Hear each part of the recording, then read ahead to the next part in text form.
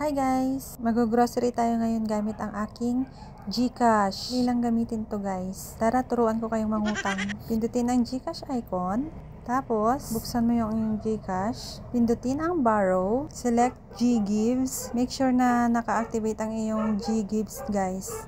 Then, check yung loan offer. Tapos, punta ka sa mga available categories na pwede kang mag-shopping. And, meron silang 100,000 GGives merchants. Pagka-check nyo guys, at kung gusto nyo nang magbayad sa cashier, ganito lang ang gawin nyo. Balik kayo sa main menu, and then hanapin nyo yung QR. Pero itanong nyo muna sa cashier kung pwede ang GGives na pambayad.